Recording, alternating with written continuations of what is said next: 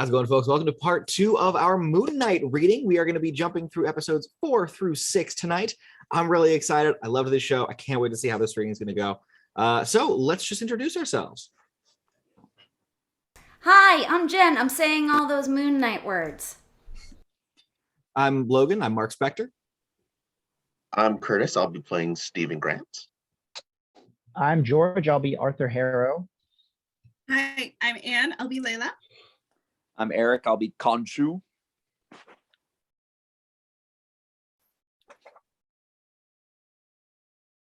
I'm Jessica. I'll be Taweret.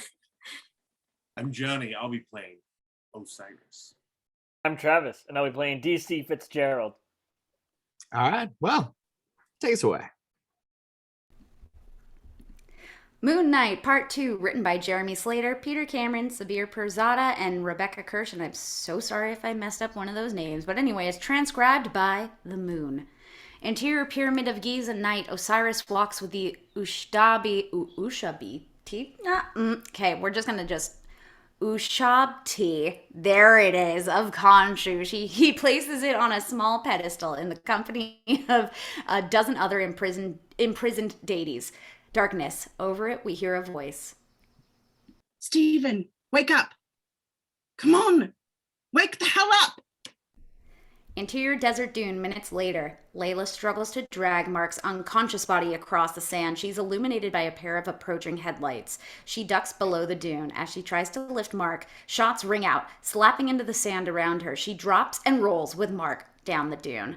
Harrow's disciple comes over the dune. The bullets rattle in the back of the disciple's truck, where a large anti-aircraft gun is mounted. Layla drops Marc and runs towards her van. She hides behind the van as the disciple shines a flashlight in her direction. She ducks and moves around the back to avoid the light. She opens up the back door of the van and jumps inside, staying out of sight. I saw someone running. Check around the truck. The truck drives around the van, missing Layla inside. The truck comes to a stop. The disciple looks at Marc on the ground. It looks like he's dead. Layla reaches into her pack and pulls out a flare, sparking it to life. Turn! Turn! There she is! The truck turns around and aims itself at her. The truck gunner starts firing. Layla ducks behind her van, avoiding the shots. The truck drives towards her. They run round the van, but Layla is gone. Only her flare remains. Layla runs out holding another flare and throws it into the back of the truck. The flare lands in the boxes of ammunition.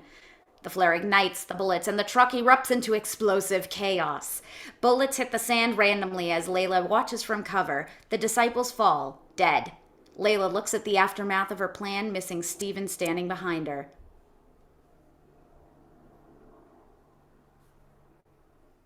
What? Exterior desert the next morning. Layla and Stephen drive across the street. We can't lose more time. Harrow must be headed back to the tomb. Look, if he is, we're going to need Marc, yeah? Marc talks to Stephen from his reflection. Exactly. See, she gets it. No. No? See, the thing is, we made a deal, Marc and I, that when he was done with Khonshu, he would disappear for good. Yeah, but that deal didn't involve you getting Layla and us killed, did it? It's not going to fly with me. You guys made a deal that he would just disappear from my life, and you didn't think that maybe I should have been made aware of that? Marc glares at Stephen from the mirror. Oh, well, hadn't he disappeared from your life already? Yeah, I mean, whatever. His suit was his best feature, wasn't it? Didn't even have that anymore. Stephen, give me the body right now. This is a suicide mission. Plus, I know him. He'd want to lone wolf this whole thing. It's not happening. We're not going to do that. We're not. It's just you and me in the open road. The van comes to a stop. We're going to go on foot from here. Yeah, all right. They get out of the van, staring up at a pathway through a cliff. Layla and Stephen move on foot, Stephen pulling his hood over his head to block the sun. Interior cliff passage minutes later. Layla looks up and sees a horned goat staring at them on the trek. They come through the passage and look ahead. There they are. Let's keep moving. It looks like they're already inside. Miles ahead of them, Harrow and his men have succeeded in digging an entrance into Ammit's tomb. We'll need to find another way to beat them to Ammit. Exterior Harrow camp. Minutes later, Stephen and Layla move through the camp, which is seemingly abandoned. Only the camels remain. Stephen waves at them. Hello. They see a passageway dug into the tomb. Let's check for supplies. Stephen steps inside a tent. He checks canteens, but they're empty. The only thing he finds is a flashlight or two. You look scared. I'm not. We should be. Without Khonshu, there's no more suit, no more healing, no more power. Yeah, no more you, I thought, is what you said, isn't it? But believing anything that comes out of your mouth just shows what a plonk I am. Look, I wish I could just disappear. I really do. But unfortunately, I'm still here. If you're going to go through with this, you're going to need to be smart for Layla's sake.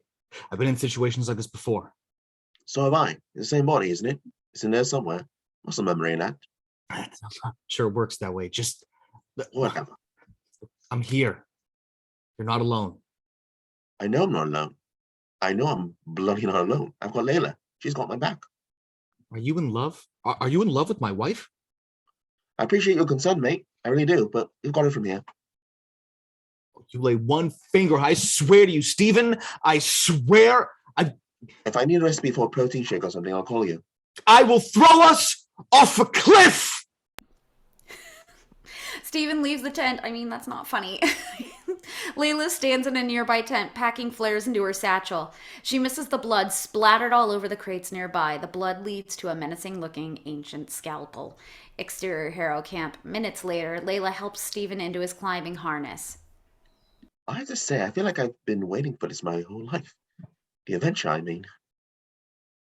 I know. We want what we never had. Yeah. She pulls his straps tighter, drawing close to Stephen. You smell like him. I mean, why wouldn't you, right? Yeah. She moves close to him, going in for a kiss. Mark's trying to protect you from Khonshu. What? That's why he's been pushing you away. His Khonshu wants you for his avatar, and he won't let that happen. I'm sorry. I just felt like you should know that. I'm sorry.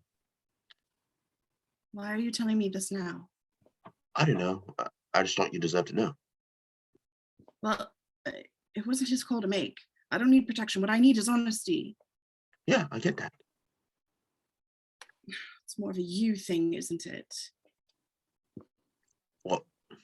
Being honesty. Yeah, being honesty. Stephen moves in and kisses her. It's at least a little awkward. Yeah. She pulls on her gloves and attaches Stephen's line. I'm gonna go down first. Okay, yeah, great. Before I belay. Thank you. What's belay? I still can't tell when you're joking or not. All right? She laughs and jumps down the freshly dug hole. Stephen watches her descend, looking smitten. She shakes for a second, then Marc punches him in the face, knocking him to the ground. Oh, shit. I would punch him in the face too. Come on. This is not the three-way anyone wanted to be involved with. I'm sorry, that's my low-end ad-lib. I'm sorry. Interior pyramid. Moments later, Layla comes to a slow stop and unties herself. She turns on her light and starts looking around the room. She draws a small symbol into the sand at the foot of the large lion statue. Stephen screams and slams into the ground, rolling to a stop. Sorry, my cat moved my mouse. Are you okay? Maces, yeah.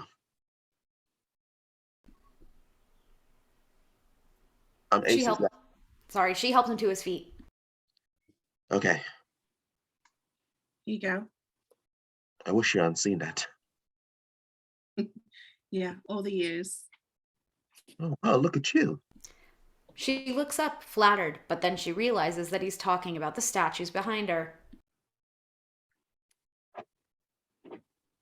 Yeah, there's some gorgeous, aren't they? They're just like been standing guard for centuries. Right.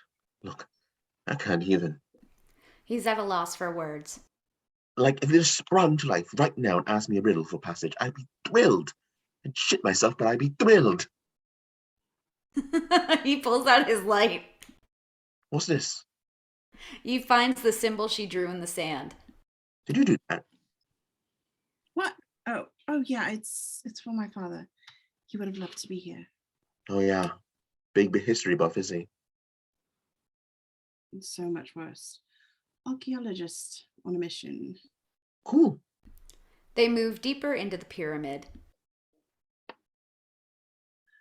And to him, it was a dream worth dying for. And he did. I'm so sorry.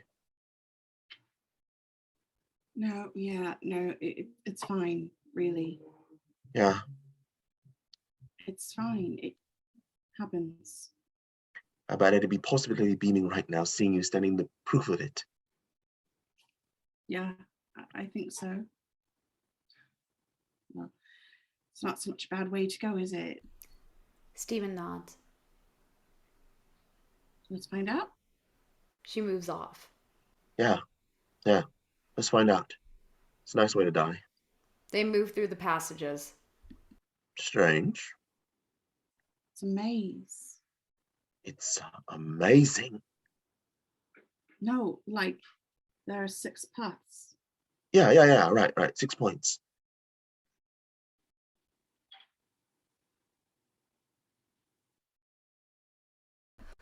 I was muted. Oops, sorry, clicked it twice. Layla finds shell casings on the ground. What would they be shooting at? Stephen moves to the pedestal in the center of the chamber and begins to draw a large Egyptian eye. This whole structure is a symbol.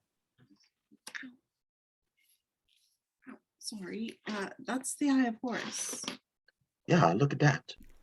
The eye he's drawn seems to be reflecting into the ceiling. What? Right. Look at the royal symbol protection in the afterlife. I mean, like the resources needed to build this thing. Her final avatar was a pharaoh. Whoa, a bloody pharaoh. So what, you think it's a map? Yeah, well, right. So the Eye of Horus is also the Eye of Mind, yeah?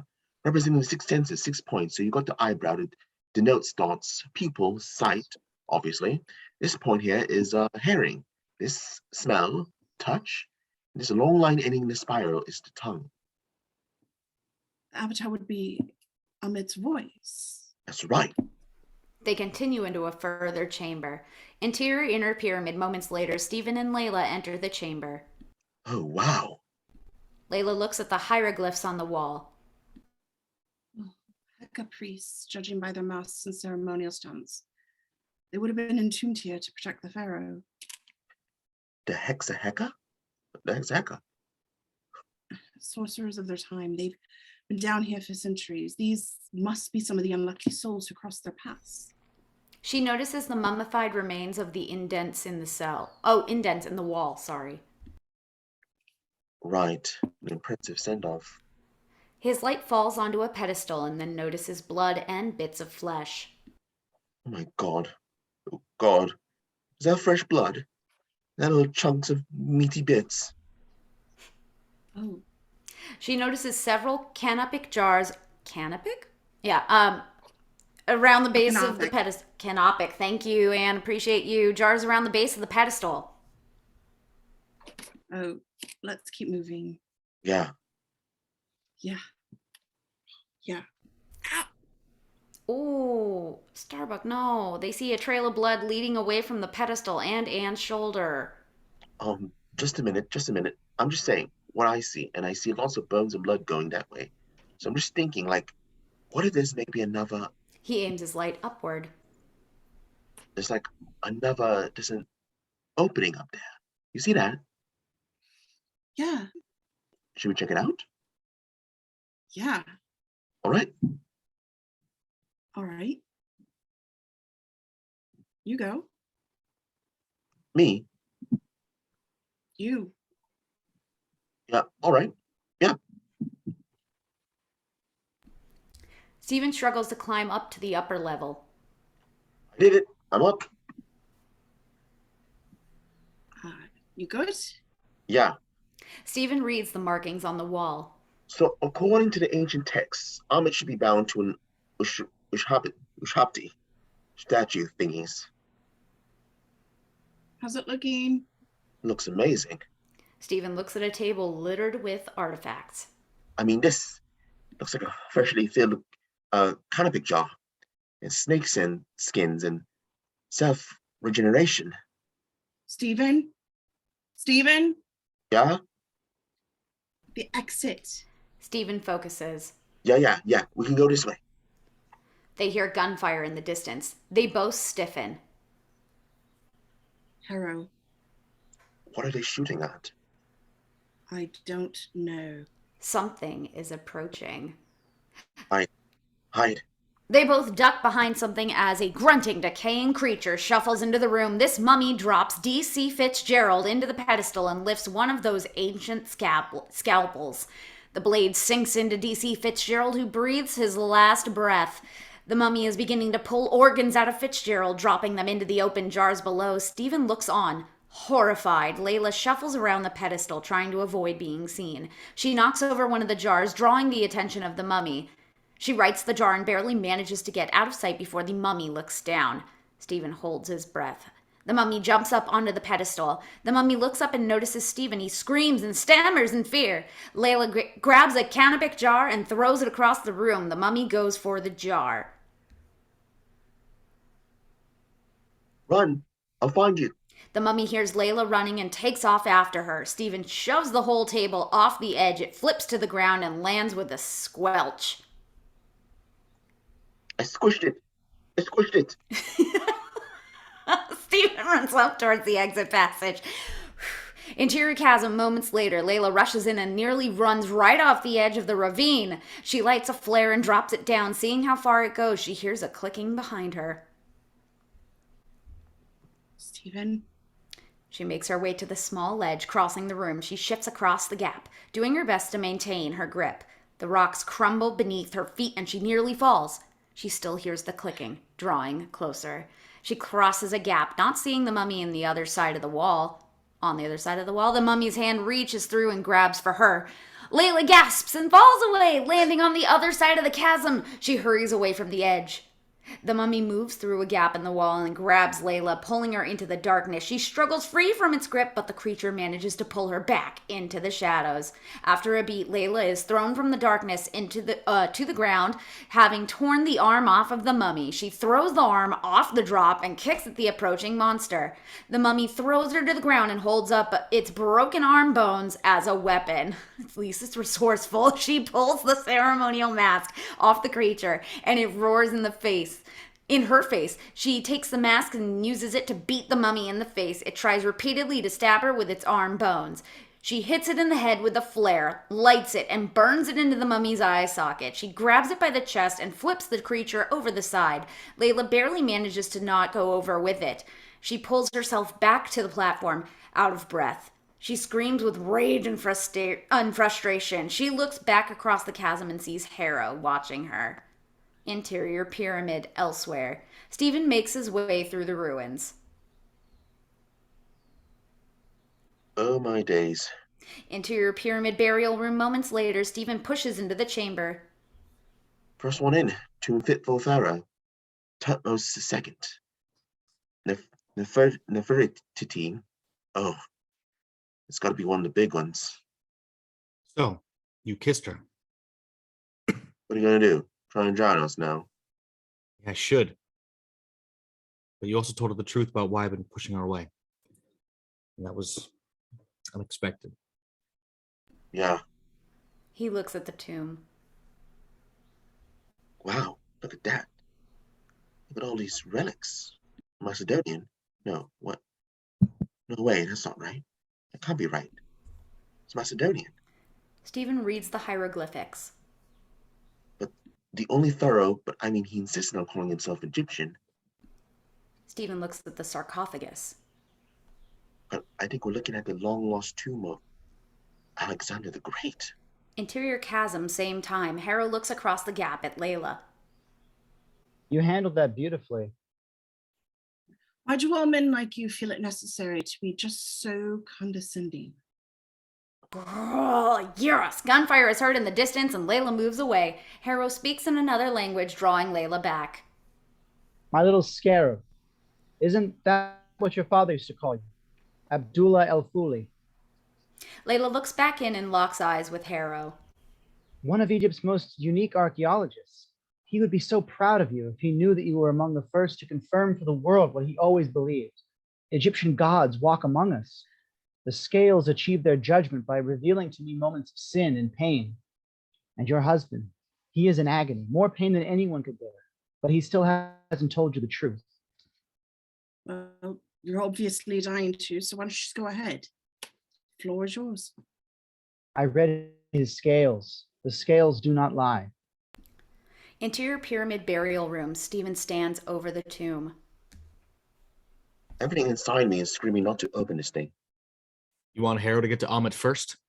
All right, all right, all right.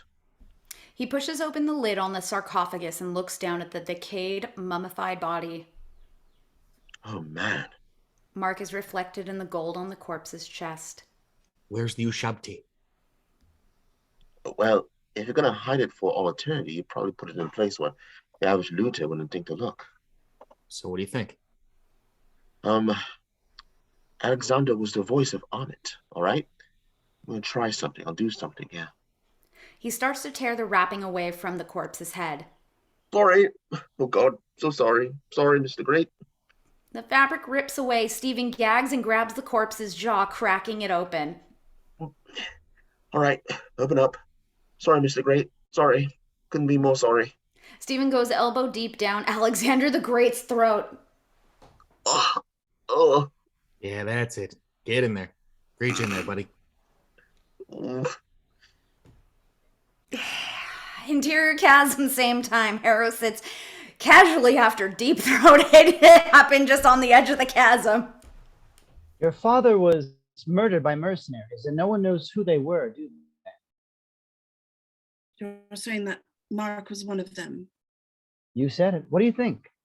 Mark remembers everything that happened that day, everyone who died, but one man stands out. Man with a fuchsia scarf, scarab details, handmade, made by his daughter, perhaps. Are you done? She holds back tears. I do hope you find closure. Layla leaves Harrow behind. Wake up! Harrow's disciples approach him.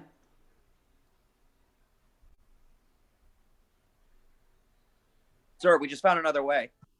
Interior pyramid burial room. Stephen is still shoving his arm down Alexander's throat, searching. After a beat, he pulls out the Ushtabi. Damn it! Okay, one more time. Ushabti. There we go. Layla enters the tomb and Stephen holds up the Ushabti. Thank you, Logan. Layla, look. Come on. The new Ushabti goes to us. He couldn't be happier, but Layla is staring, unsure due to Harrow's words. I had to go digging down Alexander the Great's gullet, but I found it. She draws closer. You all right, love? Can he hear me? Alexander? I don't think so. God, I hope not. Stephen chuckles, thinking she's making a joke. What happened to my father?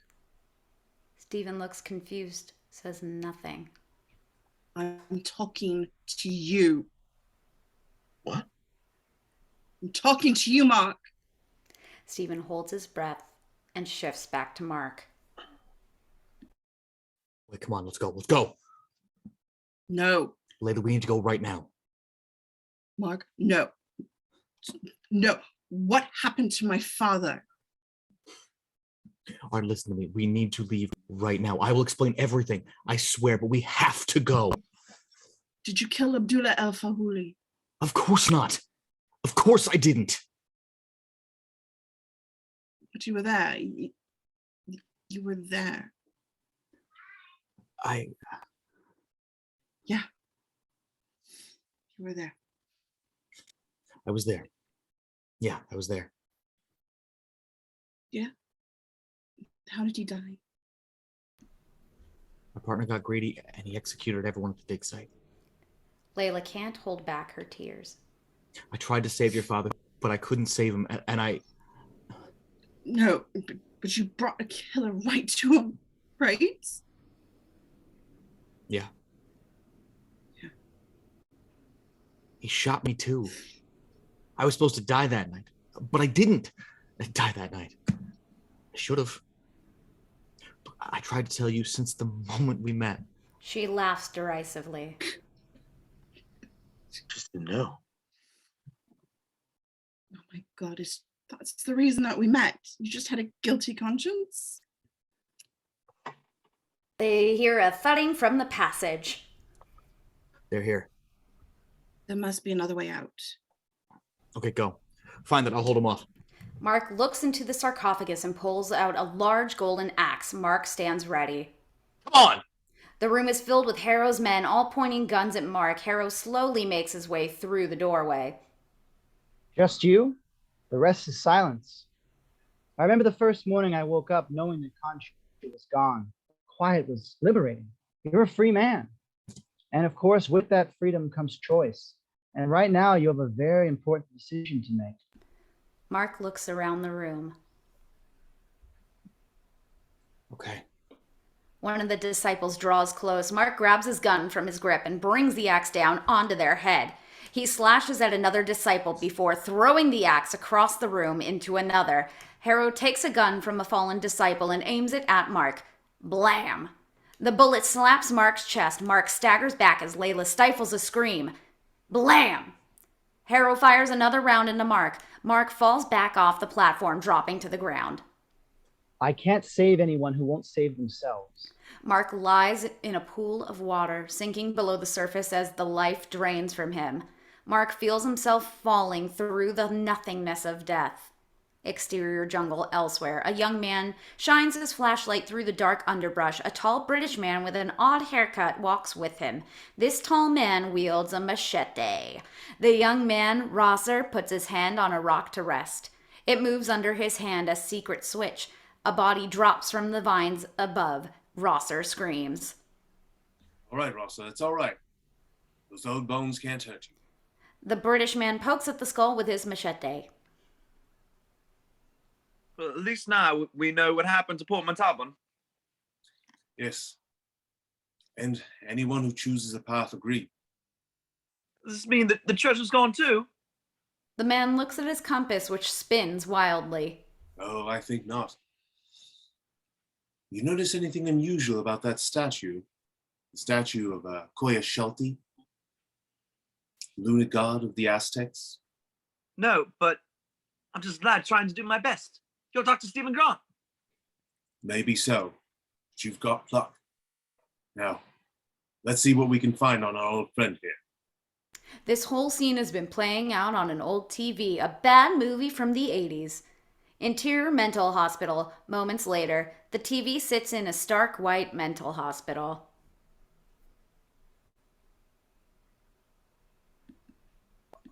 Next one, we've got B22, everyone. B22. The golden statue man Crawley, wearing patient clothes, holds a bowl filled with balls, playing bingo. B22. Anyone got B22? Don't be afraid to speak up. A patient sits in a chair, working absent-mindedly on a Rubik's Cube. B22, come on. Everyone, don't fall asleep on me now. D.C. Kennedy, dressed as a nurse, hands out Jell-O. It's just getting good. B22. I can smell it. We're close to a winner. How are you doing today, Donna? Donna, also a patient, sits in a chair, hugging a stuffed animal. D.C. Kennedy hands her a cup with her medication. Be a bit happier if he pulled some bloody O's. Moving on. G15. Anyone got a G15? G15. No? Well, 16. Sweet 16T. Another nurse pushes a cart filled with cupcakes through the room. Or T16. The nurse looks at another patient. Ow. He hands her a cupcake and she shows him her drawing. Show me, let me see. It looks like a hummingbird with the head of Khonshu. This? is beautiful. Very impressive. Bravo. Come on. Come and have tea with O73. Nope. Moving on. B7. Anyone B7? B7? A wheelchair comes to a stop in front of the window. DC Fitzgerald, also a nurse, stops in front of the chair. Right, young man. Brakes are on your favorite spot. Marc, groggy, looks around in his wheelchair. And 39. And 39. Layla walks up behind Marc, a patient herself. I changed the movie, okay? Huh? Layla adjusts a drawing or two on a board in front of her and then turns back to Marc. It's been 5 times this week. It's a lot, right? Marc groans. Did I startle you? No. I'm sorry. I too. Anyone? Look at that. She looks down at his bingo card. Check your scorecards. I can feel it. She holds up the card happy. Sounds like you've got a bingo. We have a winner. I'll share it with you this time, I swear. Layla scurries off to collect her winnings. Steven? Marc stares at his reflection. Steven? Marc struggles to get to his feet. Steven? He moves to the window, but falls, his ankle strapped to the wheelchair. A Moon Knight action figure falls from his hand. He looks back at the chair, still out of it. Nurse Fitzgerald helps him to his feet. All right, come on. There you go. All right. Marc, you can't keep doing this. Marc is helped back into his chair. Marc looks at him, confused, before his eyes find the Moon Knight toy on the ground. Interior doctor's office minutes later. Marc sits in the chair, sedated. I know that you're having a great deal of difficulty being able to differentiate between what's real and what's in your head. I hope you don't mind, but I took the liberty of borrowing the film you brought. Harrow sits across from Marc, but with shorter hair and a mustache.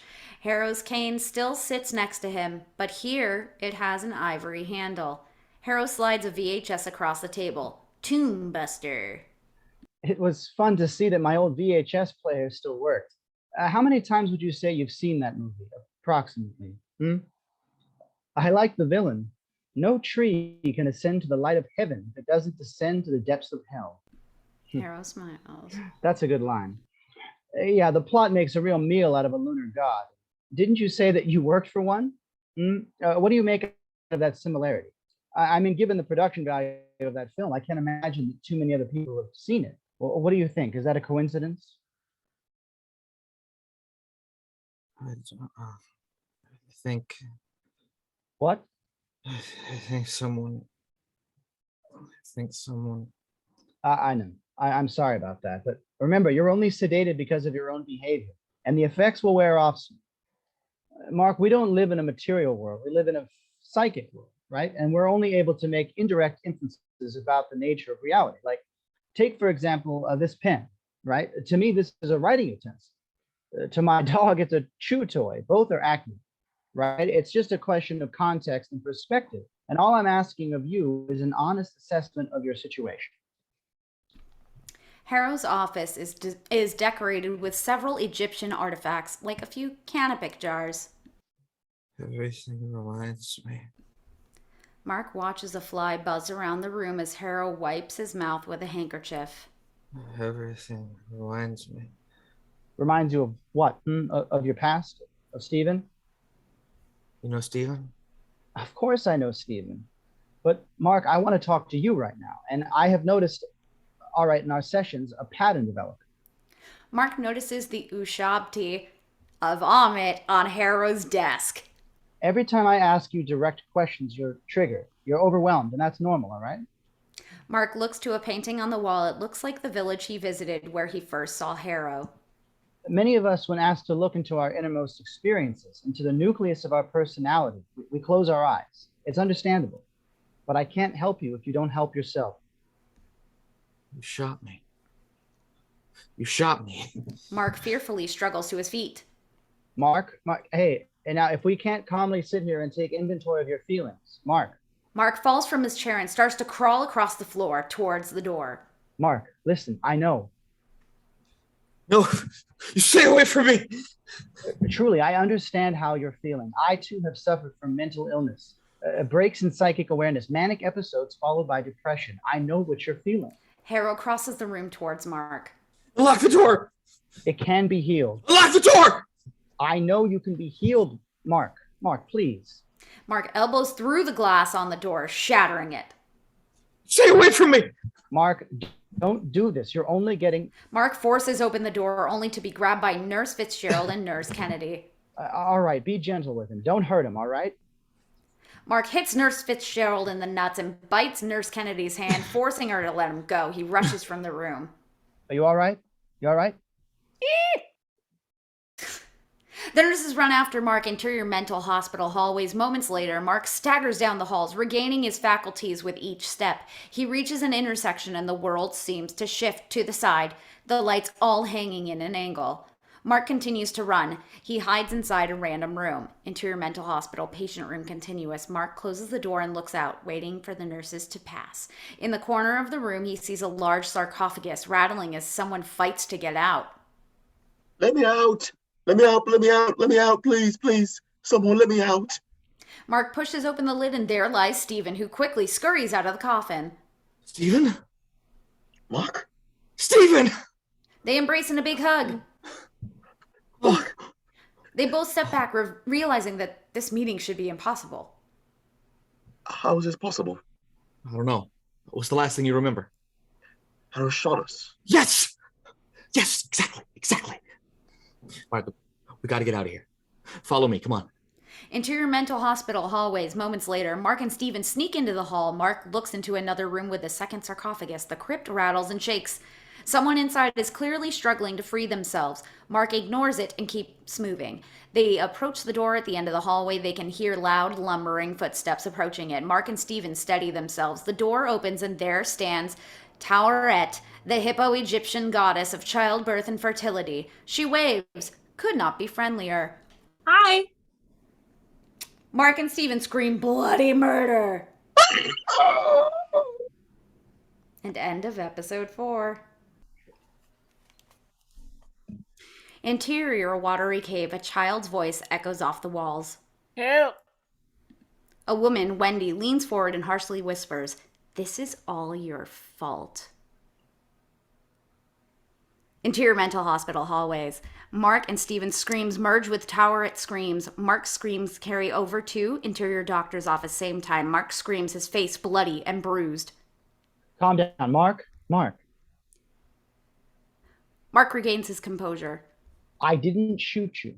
Your mind is violently vacillating between sense and nonsense. Picture this, all right? Your brain is a pendulum, swinging between a very difficult reality that you are my patient here at Putnam Medical Facility in Chicago, Illinois, and a reassuring fantasy that you've created on your own, that you're some kind of, I don't know, superhero, all right? You're doing everything possible not to look within. You're not really a doctor. Is that why you keep starting imaginary fights in our hospital? No, you're not a doctor. Well, look, I feel real. I feel like a real doctor. You're not a doctor. Well, all right. I'm not a real doctor. Okay, well, all right. It's not about me. Okay, let's start with you. Let's try it your way. Retrace your steps. Tell me, how did you come to be here today? How did you get here? I took the bus, like I always do.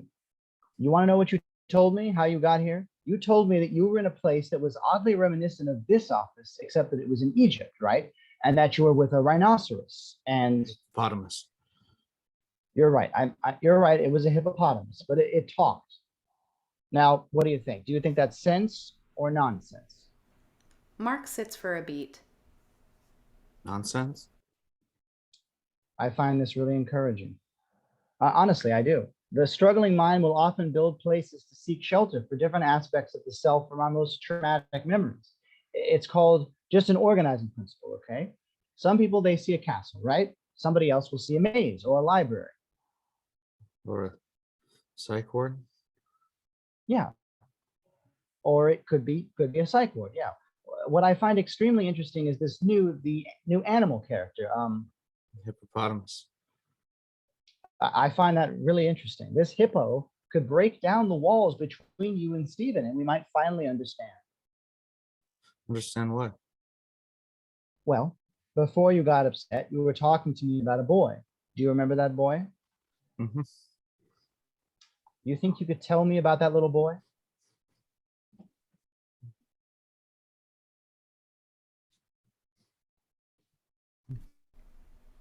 Marc slowly shifts forward in his seat, then calmly rises to his feet. Hey, thank you. I feel really great. Marc grabs the glass spike off of Dr. Harrow's desk. Yeah, I mean, they must pay you a lot of money in this place. Harrow calmly pushes a panic button under his desk. You know what? You're really good. I'll tell you what, I feel like $1 million. Never felt so good. I'm going to see myself out. Thank you, doctor. No, you're not. Fitzgerald and Kennedy grab Marc and restrain him. You're going to release that monster. He's going to destroy everything. Be gentle with him. No, he's going to destroy everything. Marc is trying to stab himself in the eye with the spike. Listen, I am not your enemy. Kennedy shoves a syringe into Marc's neck. No! No! Interior mental hospital hallways, same time. Marc and Stephen back away from the giant hippo goddess, screaming. Ah! Hippo! Marc breathes deep and turns away from Taweret. Oh, man. Wow, these meds are really amazing. Is he always this intense? Who, him? Yeah, pretty much. Marc face palms. Are you two like twins? No. Well, yes, sort of. Okay, great. That really cleared this whole situation up for me. Makes two of us. Just a second ago, I thought I'd been shot to death. Oh gosh, this will really bake your noodle, but I think you were just taking a little time out.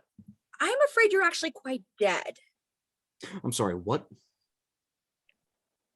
But I'm dead. We're dead. yes, Mark, I think she's right. I think we died.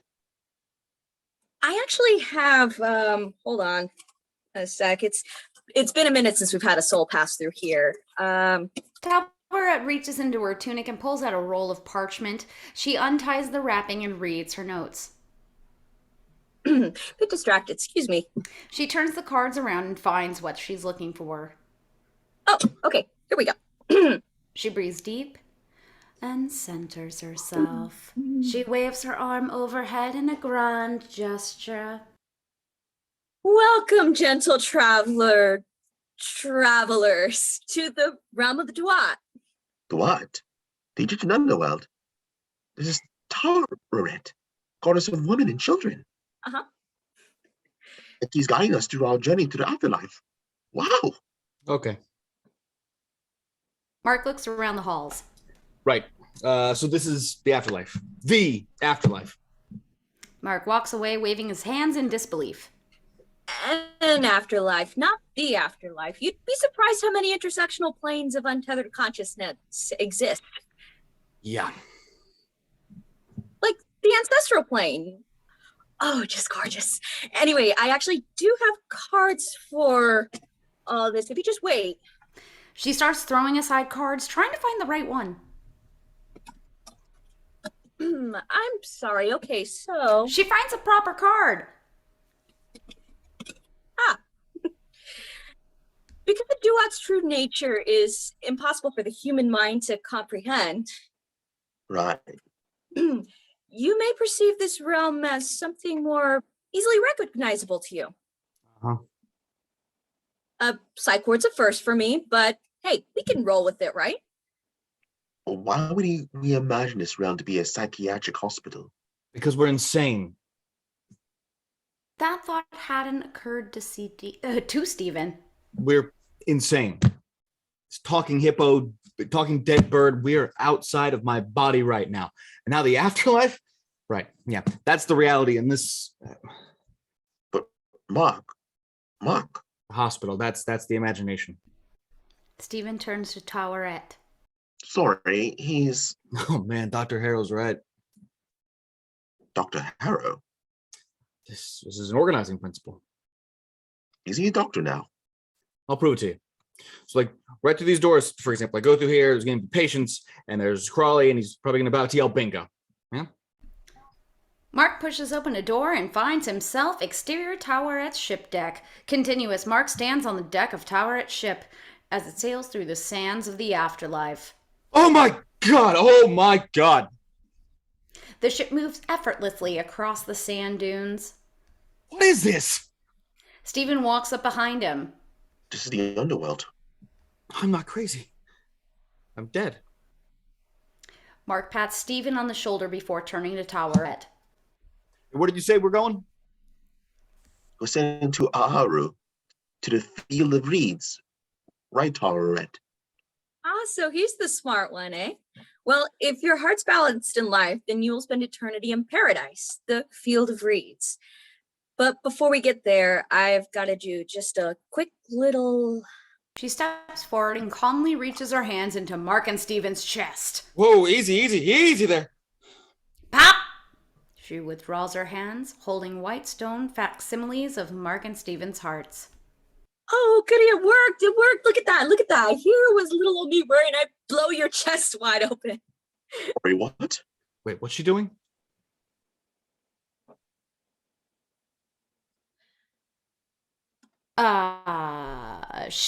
Taweret walks away towards a balance scale on the deck of the ship. He's weighing our hearts on the scales of justice and the feather of truth. You see, the ancient Egyptians believed that the heart was a sign of who you really were in life. And scales balance by the time you end the journey, then a soul is permitted to pass into the field of reeds. Taweret places their hearts on one side and a feather on the other. What if they don't balance? You get thrown overboard. Whoop! The dead will drag you down to Duat, where you'll be remain forever frozen in sand. No unbalanced souls on my boat. Oh, I'm reading your lines. Sorry. You'll get thrown overboard. Ooh, the dead will drag you down into the Duat, where you will remain forever frozen in sand. No unbalanced souls on my boat. Them's the rules. Fingers crossed for you guys, hey? Stephen and Marc look over the side of the boat. I don't care what this hippo says. There's no way we're ending up down there. And we're not going to the field of reeds either. All right, what are you proposing? If it comes to it, kill the hippo, steal the boat. Kill? Fellas? Marc and Stephen look over and see the scale is still bouncing from side to side. What? Why is he doing that? Why is he moving like that? I don't know. I don't have a card for this. Because it's Ariana Grande's and she investigates in picking up the hearts. Oh, it's the hearts. They aren't full. And trust me, I'm a goblet half full kind of gal, but it's like they each feel incomplete. What does that mean? Without balanced scales, the Duat will eventually claim your soul. Marc and Stephen share a look. Do you have any other suggestions? This boat contains all of a life's memories. Now, I don't know what you two have been hiding, but my advice, get in there, show each other the truth, balance your scales before we arrive at the field of reeds, or your souls will be destroyed. Yeah, all right. Interior mental hospital hallways. Moments later, Marc and Stephen walk through the halls looking for the right memory. So, how are we supposed to do this? Not sure. You think Layla's all right? Yeah, for now. Knowing her, she'll go on a suicide mission to stop Harrow herself. That means we better hurry, doesn't it? Know what Layla would be all right with? Just don't say it. I'm just saying, there's one hippo, two of us, and the ship can't be that hard to steer. So we don't have to actually, To what? Kill the goddess Taweret? No, just, find me a rope and just... Yeah, or we can do what she says and help each other uncover whatever it is we're hiding, apparently. Stephen, I don't know about you, but my memories are a freaking mess. Stephen looks through the glass on one of the doors, seeing Moon Knight beating the jackal to death in the bathroom on the other side. Yeah, mine too. Stephen turns and looks for another door. Through another, he sees Mr. Knight and Khonshu winding back the skies. Whoa. That's wild. Stephen walks to another door, seeing a plain street. One of them stands next to a car. Oh, what's this? Stephen, what are we going to do here? We're going to revisit every single memory I've ever had? Marc sees what Stephen is looking at and it makes him stop a beat. Do you remember this? Yeah. Well, it's just a street, you know? How many streets have you walked down your whole life? Suddenly, a young boy screams. Help! They both turn. Did you hear that? Stephen moves off to follow the voice, Marc behind him. Interior Mental Hospital lunchroom moments later. Marc pushes through the door to see Stephen standing there. Every table in here is filled with dead bodies.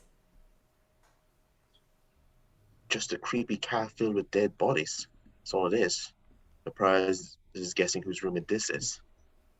Stephen glares and points at Marc. Yours? Funny. Marc walks among the dead, recognizing them. In the corner, the scales continue bouncing. Dubai, Gabon, New York. No way. Oh, man. What? Do you know these people? Marc looks at Stephen but says nothing. Oh, no. Oh, no, sure not all of them. You killed all of them? They were criminals. Murderers, predators, the worst of the worst. Khonshu wanted them punished. It's what he meant by protecting the travelers of the night. And you remember each person? You tried taking a life. See how quickly you forget. Kept wishing I'd fail and one of them would kill me instead. The healing ended up being a curse.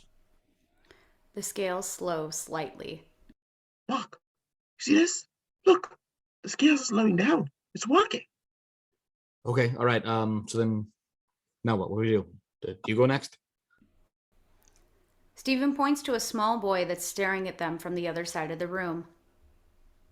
Who's that? Marc can't answer. Marc, why is there a child in a room filled with people that they've killed? Stephen, don't go near him. Hey, little man. What's your name? There. The boy runs off. Hold on there, wait a moment. Stephen follows. Stephen, wait! Interior Mental Hospital, hallways continuous. It's a good thing I'm not on camera. The little boy runs into a room and closes the door, Stephen right behind him. Come on. No, wait, Stephen! Stephen! Stephen runs through the door and closes it behind him, locking it. Open the door. Open the door! Exterior backyard. Stephen backs away from the door. Marc still pounding on it from the other side. Open the door!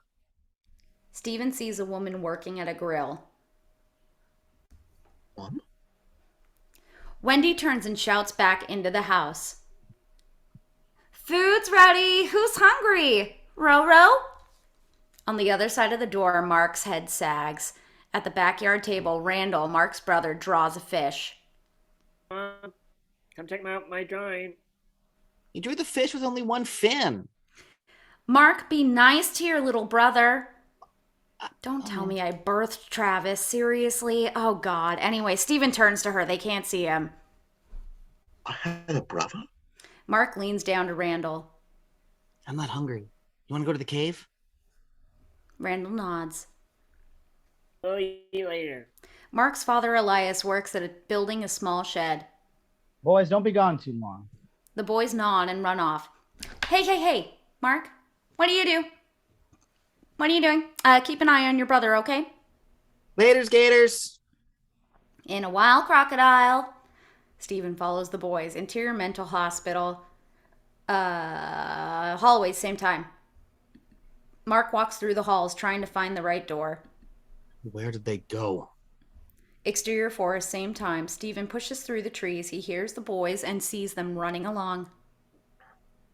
Let's do it. Let's go. Okay, fine. But I'll be Rosser, though. Stephen follows them. Can you hear that, Dr. Grant? I sure do, Rossa. Sounds to me like danger.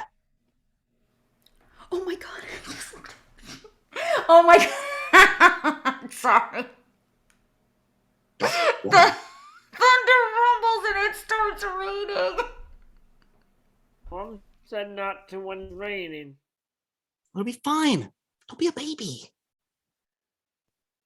Not like Logan's face right now with that freaking filter. Randall nods and follows Marc. All right, Jen, get it together. Interior mental hospital hallways. Marc moves down the hall, becoming more frantic. Exterior 4 is same. Stephen follows the boys. He takes a step and small skeleton of the bird reminiscent of Khonshu. Marc and Randall run into a cave. That was awesome. Oh. Stephen follows them inside. Interior cave continuous. Stephen walks through a downpour of water. He follows the path through the cave, leading downwards. He looks down and sees the water rushing past his feet. Interior mental hospital hallways. Marc pants as he walks through the halls, looking for Stephen. Interior cave continuous. Stephen moves deeper into the cave. Oh, God. Oh, no. Lads, let's get out of here, boys. Interior mental hospital continuous. Hallways. Marc rushes towards the door. Interior cave continuous. Don't go any further. The water's rising way too fast. You got to get out of here, boys. The water is rising up to Stephen's knees. Where are they? Interior mental hospital hallways continuous. Marc struggles to turn the handle. The door locked.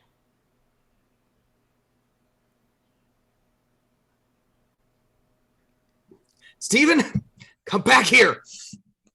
Interior cave continuous. The water is now up to Stephen's waist. Boys! Stephen looks down a hole at the cave, trying to find them. Come on, lads. We have to leave now. Can you hear me? Can you hear me? Stephen follows down the open hole. Interior mental hospital hallways continuous. Marc rushes past one of the doors. Wendy's staring at him through the glass. Where are you? Marc? Marc! Interior cave continuous. Stephen is up to his chest in water. Help us! Please help us! Marc! Oh, God. Row! Follow my voice, boys. Mommy, I want my mommy. No. I hear you. Mommy! I hear you, Marc. Row! Interior mental hospital hallways continuous. Marc stands talking to himself. It's just a memory. It's just a memory. Help, Mommy! Damn it, Stephen. Marc looks to the door next to him. He walks through and the door closes behind him. Interior Marc's childhood apartment. Memory. It's a few days after the cave. Everyone sits in the apartment in silence, dressed in black. It's the funeral reception for Randall. Elias walks through the apartment to Wendy. Stephen stands to the side, still dripping wet from the cave. Elias comforts Wendy when Marc notices Stephen. Hey, Stephen. I want my Roro rack. I want him back. Footsteps approach from behind Stephen. Stephen turns and sees young Marc coming down. Wendy locks eyes with young Marc. What are you doing here, huh? Now, come on, buddy. You were supposed to keep him safe. Stephen, let's go. Stephen is on the verge of tears. You let him drown. This is all your fault. Wendy screams and points at young Marc on the stairs. This is all your fault! Young Marc runs back upstairs and Stephen follows him. Hey, Stephen, come here. Stop. Don't go up there. Stop! Stephen reaches the top of the stairs and is back in the living room. It's Marc's birthday. Elias stands at the stairs yelling up. Wendy, come on, please. Wendy, please, we're just about to blow out the candles now. Elias sighs and crosses to the table where young Marc sits in front of a cake. She's not coming. Your mother's not feeling well, Marc. We'll do it just you and I this year, okay? Young Marc tries not to look hurt as he blows out the candles. Oh no, I'm an asshole. Oh no, he misses one, but Elias helps him blow it out. Stephen? Stephen continues up the stairs. Stephen reaches the top of the stairs again at his next birthday. You can't have a birthday without your favorite cake. Elias puts a cake down in front of young Marc. Get started on these, okay, son? Wendy walks up behind him, drink in hand. bottle, his bottle in the other. Oh no, hold on. She's got props for this. You were always jealous of him ever since he was born. I should have known you would have done something like this to him. Young Marc throws his empty cup and runs upstairs.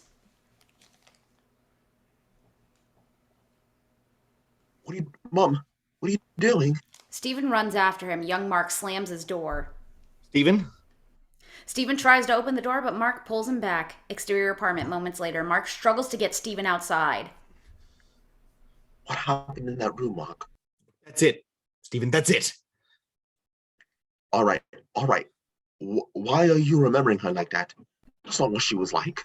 Stephen tries to go back inside, but Marc catches him. No, let me go. Let me back in there. What are you hiding? What are you hiding? Marc, son, please come inside. She'll get help. Elias and Teen Marc walk by. Teen Marc is clearly leaving home. Dad? We'll fix this. You're supposed to fix this. I mean, why haven't you? Stephen pushes himself out of Marc's grip and looks back at his father. I cannot lose another son. Please. Please. Teen Marc pushes away his father's hands and Marc tackles Stephen. That's enough, Stephen. Exterior desert dune memory night. Marc and Stephen crash onto the sand. Get off me! Stephen looks around and notices that they are amongst destruction. There's an overturned car on fire and bodies scattered everywhere. Where the hell are we now? Stephen turns, seeing the scope of death. Oh, God. Harrow said you were a mercenary. That you killed hostages. You believed him? Yeah. Wouldn't put it past you. Turns out going AWOL in a fugue state gets discharged from the military. Didn't have a ton of options after that, so I went work for hire for my old CO Bushman. Job was to raid an Egyptian tomb, but Bushman changed the plan. Called for no witnesses, and I couldn't live with that. Stephen looks down at a dead man wearing an elegant scarf. Is that Dr. El-Fuli? Layla's dad. I tried to get them all away, but we didn't make it. Clearly. What happened to you? Marc sighs and walks a few steps away. He points to a tomb in the distance. They walk inside. Interior tomb of Khonshu. Moments later, flashback Marc has crawled across the floor to the front of a statue of Khonshu. He nurses a gunshot wound to the stomach, clearly bleeding out. He takes his gun and puts it to his chin, ready to pull the trigger. The moon shines through the ceiling, illuminating the statue. What a waste. Huh? I feel the pain inside of you. Marc can't see Khonshu, just the statue. What the hell are you? I am the god Khonshu, in search of a warrior. Warrior. Good luck with that. To be my hands, my eyes, my vengeance. To be my final word against the evildoers. To bind your very being to me and eradicate only the worst, those who deserve it. Do you want death or do you want life? I don't know. Marc and Stephen stand watching. Your mind, I feel it. Fractured, broken, most fascinating. You are a worthy candidate to serve me during this time. In exchange for your life, do you swear to protect the travelers of the night and bring my vengeance to those who would do them harm?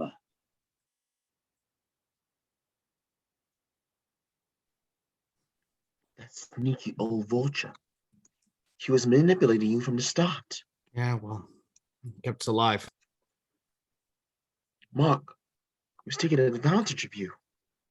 Or it was just a way for me to keep being what I've always been. Kill it.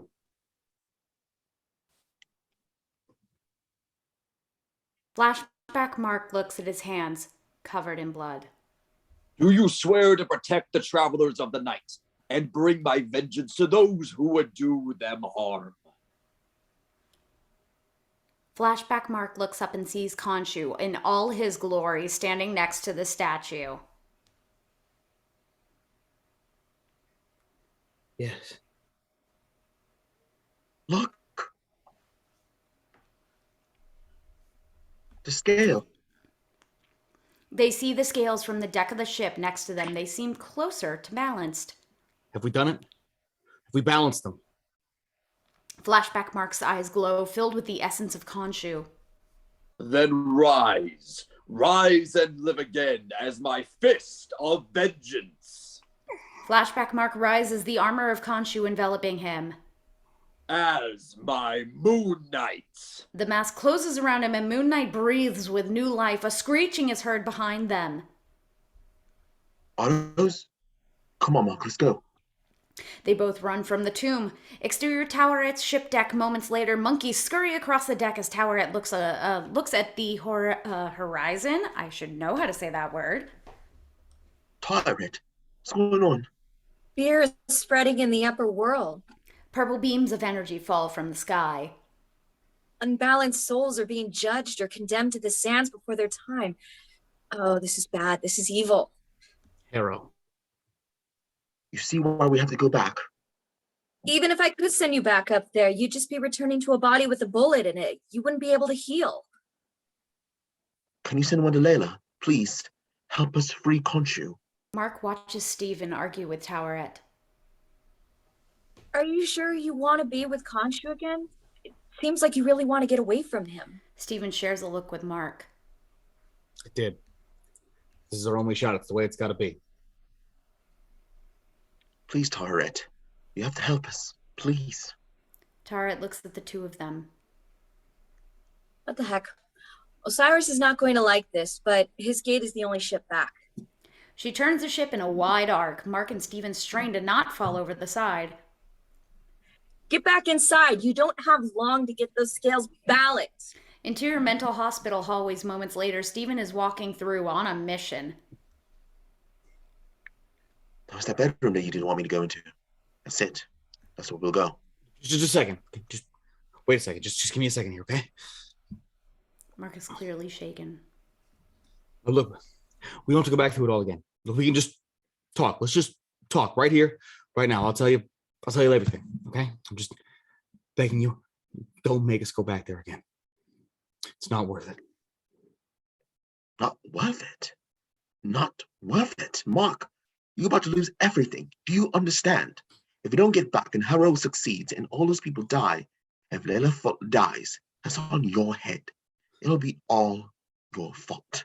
No, you can't. I won't do it. You can't make me do it. You can't make me. Mark starts aggressively hitting himself in the face. Interior doctor's office, same time. Mark is still hitting himself as Harrow struggles to stop him. Mark, stop it. Mark breathes heavily.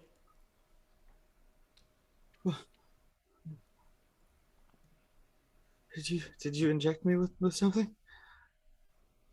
You watch too many movies, all right? We can't involuntarily sedate patients. Not these days, huh? I mean, not unless absolutely necessary. Mark, what you've been doing is so difficult. I'm so proud of you. Harrow pours Mark and himself a drink.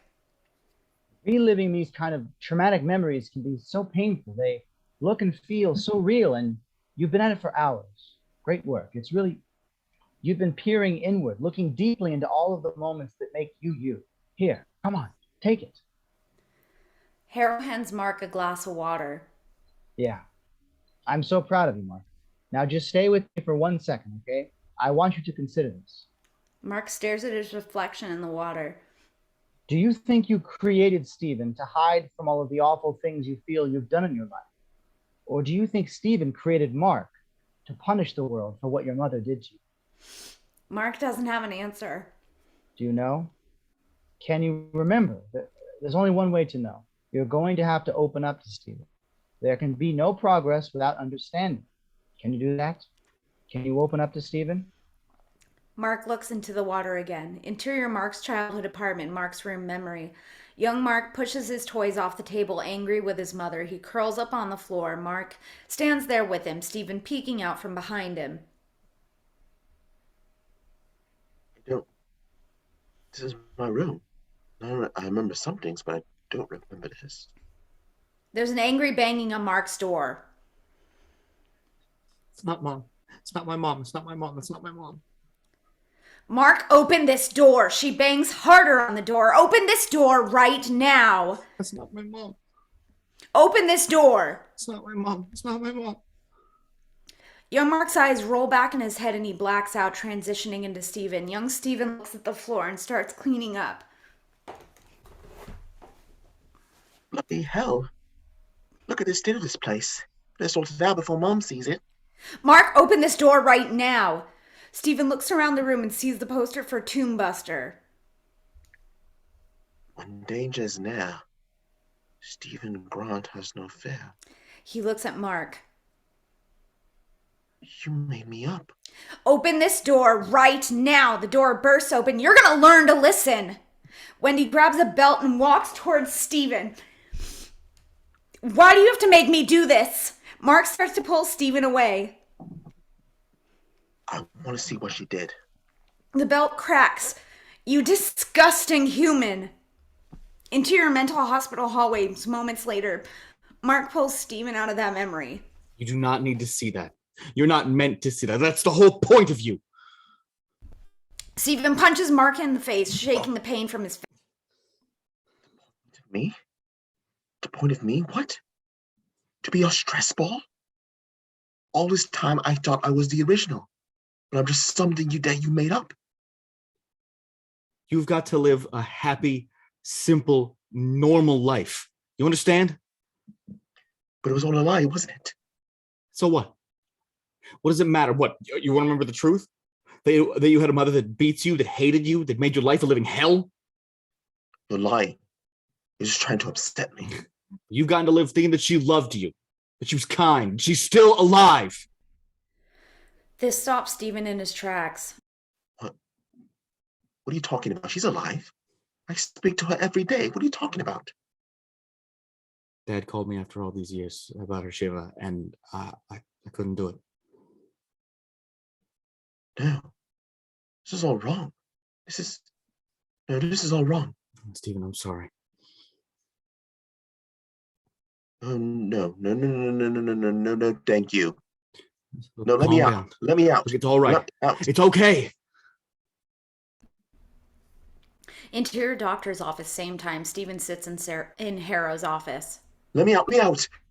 Steven looks up and sees Harrow. He throws the glass of water into his face, then instantly regrets it.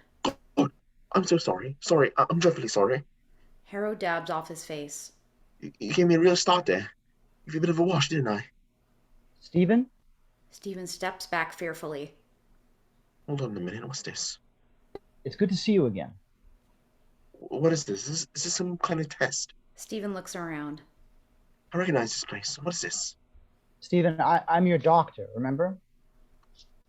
You're my doctor. I'm here to help you. Dr. Harrow, yeah? Is it? That's right. Oh, yeah. Look at that. Wow. Steven looks at Harrow's degrees on the wall. You've really gone up in the world, haven't you? I was beginning to worry we might never speak again. So strange. A little haircut, a little silly tash there. It's very Ned Flanders. Steven. What's Taweret up to now? It's my fault. I asked Marc to open up to you. Did he get a chance to speak with you? Yeah, well, he lied to me. That's what he did. Mm-hmm. And what do you feel that he lied to you about? Oh, nosy. No, it's just, Steven, when you first came in here, I was worried you were never going to be able to acknowledge Marc. What do you mean we're not? I brought us here? After your mother passed. Oh, don't say that. That's not true. That's not true. Oh, I must. You're having a laugh as well. I don't want to hear it. Steven, I must be mistaken. My mother's alive. You say that again, I will freak out. I promise. I must be mistaken. Okay. Would you like to speak with her? Why don't we call her? You don't have a number, do you? Yeah, we have it on file. Harrow reaches for his phone. Steven seems more and more upset with the possibility of speaking to her. Hold on. Let me just get Dylan. No, don't do that. It'll take 2 seconds. Don't bother her. Hey, Dylan. Yeah, could you call Mrs. Grant, please? She screens her calls. She won't answer. She's afraid of the telesales people. She'll want to talk to you. I'm sure of it. She's getting the number. Don't do that. Okay. Okay, thank you. Please don't do that. It's ringing. Don't bother her, please. Hello, Mrs. Grant. Yes, this is Dr. Harrow. Mm-hmm. Stephen's here. He'd like to speak with you. Harrow holds the phone out to Stephen. Stephen, would you like to speak to your mom? Stephen slowly walks to the phone but struggles to pick it up. My mom's dead. My mom is dead. Interior Mark's childhood apartment memory. Elias, years older, looks out the window of the apartment. He sees Mark standing by a car outside. Mark takes a drink from a flask, just looks at the place.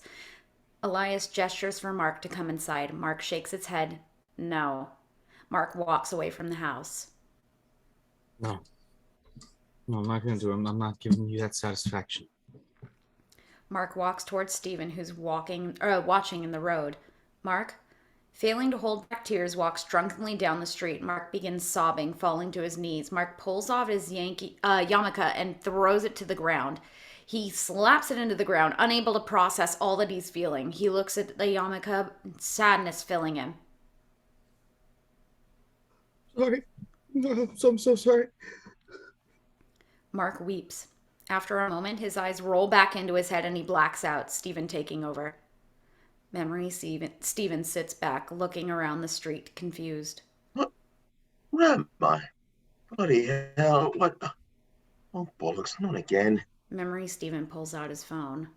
Hey, hey, you alright? Yeah, Stephen nods, finally realizing the truth. Memory Stephen just walks off. Would you believe it? I'm totally lost again. I don't know where I am. What an absolute muppet. Memory Stephen walks past Mark, who is now on the street. No, I know I did it again, but I don't know. I'm looking down the street. Kind of looks a bit like the Mayfair. I think, oh, they're driving on the wrong side. Sorry. Mark joins Stephen. This is it. Mom's death and Shiva 2 months ago. This was the moment our lives started bleeding into each other. Milwaukee Avenue. That sound familiar? I just couldn't face that again. All the things I'd done. Mark, all those horrible things that she said to you, she was wrong. It wasn't your fault. Mark can't accept that. I shouldn't have brought him into the cave. I shouldn't have brought him into the cave. Stephen comforts him. Hey, you were just a child. It wasn't your fault. The whole street shakes. Hey, do you feel that? They were just stopped. The gates of Osiris. Come on, hurry. Mark and Stephen run up the street, suddenly finding themselves back at exterior Taweret's ship deck, continuous. Mark and Stephen run onto the deck. Taweret, what's happening?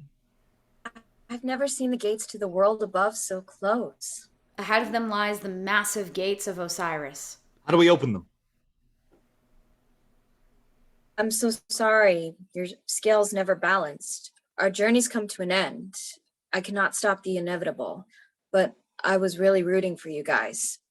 But the unbalanced souls of the Duat now must claim yours. The scales still sway slightly.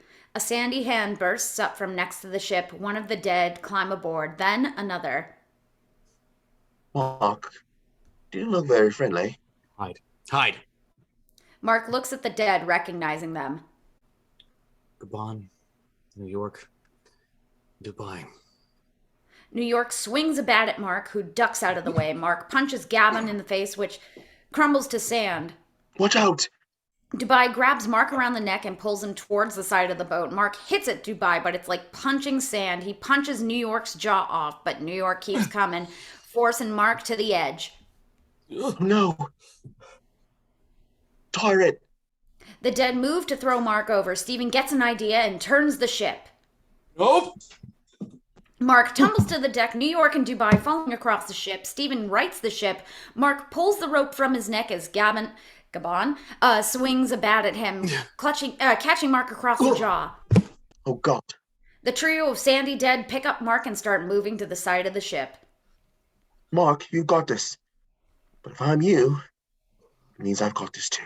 Stephen tackles New York, throwing him to the deck. Steve grabs the bat and takes a swing. He takes off Dubai's head with one swing. 6. I prefer cricket. Stephen turns to Gavin and then hits his leg off with the bat. Stephen hits him in the head. Stephen beats the bloody body to the sand. Stephen shakes his hand. Ow. He gives Marc a thumbs up. Another corpse grabs Marc. Oh, no! Stephen rushes forward. Mark, no! Stephen grabs the corpse, freeing Marc, but falling over the side himself, Stephen falls to the sand below. Stephen! Stephen! Stephen! Stephen! Stephen pulls himself up, watching the leaving ship. No, wait! Stephen, run! Wait, he's coming! Stephen tries to run, but he's slowing down. Hey, look, stop the boat! Stop the boat! Wait! Stephen falls to his knees. Oh, God! Stephen! Wait! Stephen reaches out for the boat, his body slowly becoming sand. No, Stephen! Stephen groans. What? Stephen hardens, becoming a statue. Stephen is gone. Stop the boat! Stop the boat! The scales stop moving. Your scales are balanced. Exterior field of reeds continuous as Marc turns his head, suddenly standing in the field of reeds. Marc looks across the field, the sunset beautiful behind him. He's finally made it to his eternal peace. End of episode 5. Ugh!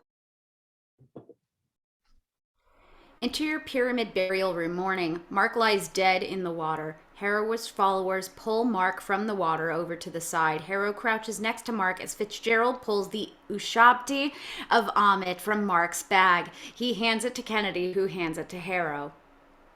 I'm sorry it had to be this way, Marc, Spectre, Stephen Grant, whoever else might be in there.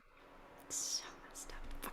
Harrow puts the scarab on Marc's chest and rests his hand there for a moment. Layla hides behind a pillar, still in shock over Marc's death. Sometimes we need the cold light of death before we can see reality. Layla surges out from behind the pillar and attacks one of Harrow's disciples. Harrow turns around at the sound but sees nothing. Harrow holds the Ushabti as Layla inches closer. Harrow holds the Ushabti up to his followers. Who wants to heal the world? Harrow's cane starts to move. One of the alligator heads opens its mouth and is replaced by an axe blade. Harrow lifts his cane into the air. He walks out of the tomb, his followers close behind. As soon as they are gone, Layla rushes to Marc's side. Marc. Realizing she's much too late, she's overcome. She rests her head on his chest, sobbing. She sees the scarab on his chest and picks it up. Marc's body drifts back into the water. The scarab floats, pointing the way to Ammit. Exterior desert day. Harrow's cars drive across the desert. They move up onto the road and are met with a giant roadblock. They calmly weave through the mass of cars before coming to a stop. A soldier slaps the hood of Harrow's car. What are you doing on this road? The soldier walks past Harrow's car. Harrow opens the door and steps out. The soldiers are on alert. Harrow tries to calm them. It's all right. He waves off their guns. Show me your papers. I don't need to show you my papers. You need to show us your soul. These are not the droids you're looking for. Harrow slams his staff into the ground and a purple wave of energy flies out. All of the souls of the soldiers are grabbed and yanked skyward. All except the soldier in the front of Harrow. His soul holds in place. The soldier looks at Harrow, dazed. This is the face of a good man. He pulls the walkie-talkie off the soldier's chest. You don't need this anymore. Harrow throws it away. Move the bodies out of the way. Let's go, clear a path. The followers jump to attention and run to it. Layla jumps off the back of the truck, her face obscured by a mask. Harrow seems a little drained by judging all those souls. Layla sneaks towards him. Layla draws a knife, moving in for the kill. Don't do it! Layla looks to a dead soldier on the ground who speaks. Layla, wait. I'm the goddess Taweret. Layla ignores the corpse and keeps moving closer to Harrow. Layla ducks behind a car as another dead soldier whispers to her. Layla, it's Marc who's telling you to stop. What is this? The dead soldier slumps. He's dead. And I'm Oh, are you too? I'm so sorry. My bad. And I'm talking to you through dead people right now. So what? Listen, Harrow is too powerful for you to stop him alone. If he can return to life. What do you mean, return to life? He's going to need Khonshu. Break his Ustabi. It's in the chamber of the gods, and you can be my avatar. Marc says wonderful things about you. No. I'll fight on my own.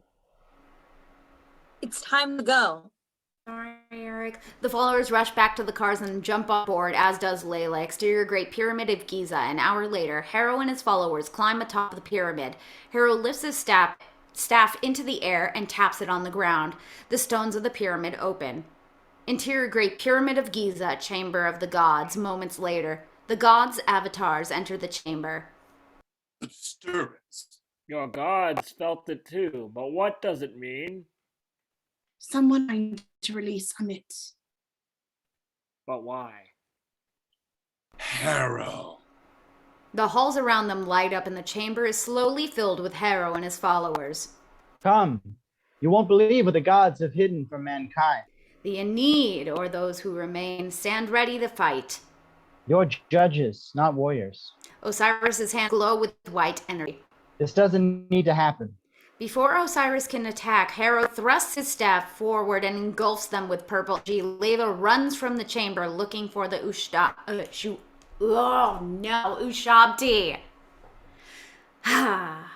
Interior Great Pyramid of Giza, Ushabti chamber. Moments later, Layla finds the Ushabti and looks for Khonshu. She passes a few before she finds Khonshu. Interior Great Pyramid of Giza, Chamber of the Gods. Moments later, Harrow walks through the dead gods. This was all so avoidable. Harrow turns to his followers. D.C. Kennedy hands Harrow Ammit's Ushabti. He grips it tight and throws it onto the ground, shattering it. Smoke erupts from the Ushabti and it swirls around the room. The smoke eventually takes the shape of Ammit, a large crocodile god. She takes a deep breath as Harrow and his followers drop to their knees. Ammit growls softly. Interior Great Pyramid of Giza, Ushabti chamber. Moments later, Layla picks up Khonshu's Ushabti. Interior Great Pyramid of Giza, Chamber of the Gods continuous. Ammit paces on the platform. To whom do I owe my gratitude? Your humble disciple, my goddess, to whom you owe nothing. Your scales lack balance. I understand. I had hoped my penance might correct my imbalance, but I see now that's impossible. I accept the scales regardless of the outcome. They lack balance because of what lies ahead of you. Then we must spare the world the pain I will cause. I willingly submit. What lies ahead of you is your service to me. How may I serve you in death? Your death is delayed. I once relied on a service whose scales balanced perfectly. In exchange, I was bound to stone for 2,000 years. But I have disciples all over the world whose scales balance perfectly, awaiting your command. They are worthy, my goddess. But you are the one who set me free. You are the avatar that I need. Serve me and you will find peace. Ammit rests her hand on Harrow's head. Do not let the pain of the past control you. As you wish. Harrow's eyes glow purple. Interior Great Pyramid of Giza hallways. Layla puts the Ushabti on the ground and stomps it. Smoke erupts and quickly comes together into the form of Khonshu. I do not sense Marc's specter in this world. He died fighting, no doubt. Fighting your war. And it's far from over. If Marc is truly gone, I am in need of an avatar. Would you, Layla El-Fuli, protect the travelers of the night? Are you joking? You turned Marc's life into a walking nightmare. Why would I ever sign up for that? Because you won't win against Harrow and Ammit alone. I'll take my chance. Marc was in crisis over you. His lack of focus got him killed. You need a plan, little bug. What I offer, I don't care what you offer. Mark didn't trust you and I don't trust you. We'll work together without me enslaving myself. We must rebind Ammit. How? Only an avatar can do it. I said no. Khonshu sighs and disappears. Interior Great Pyramid of Giza, Chamber of the Gods continuous. Ammit walks through the chamber, addressing her followers. Let us purify the souls of the Harrow and then the world. Smoke drifts down the chamber before coming together at the base of the stairs. The smoke becomes Khonshu, who appears in front of Ammit, standing defiant. Khonshu, time has been cruel to you. Indeed, I cannot allow you to proceed. Harrow turns to his followers and whispers to DC Kennedy. There's someone else here. Find who released him. Exterior field of reeds, timeless. Marc stands looking out at the field of reeds. The scales are balanced. Your heart is full. Your journey is over. Marc holds his stone heart in his hand as Taweret stands behind him. So quiet. The peace you've always wanted but never had. You're manifesting it. No danger, no loneliness, no hurt. What about Stephen? He's gone, Marc. Duat has him, but please enjoy your peace. Marc looks at the sun on the horizon. We need to go back for him. It doesn't work like that. Leave here and you can't return. Anyway, you don't need him anymore, Marc. So I just get to go on to eternal peace and he just stays lost in the sand forever? No, I'm not good with that. Marc turns and starts to run away. Wait, think about this. Hell yeah, Marc, you run! As soon as Marc starts running, the field of reeds fall away and Marc finds himself in exterior sea of sand, timeless. He's surrounded by sand. Marc looks back and the sunrise is gone. He looks ahead and sees Stephen's sandy remains. He breathes deep and heads towards him. Interior Great Pyramid of Giza, Chamber of the Gods. Moments later, Ammit moves towards Khonshu, encircling him. My path is set, same as anyone's. I'm here to bring balance. You speak of balance, yet you choose him. Your avatar is a sinner. You're jealous of his loyalty. Loyalty at what cost? An empty world for your disciples to inherit. Don't listen to him. He only wants to keep you bound. Exterior sea of sand, timeless. Marc walks towards Stephen and drops to his knees in front of him. Stephen, pretty rough, man. Look, I don't know if you can hear me.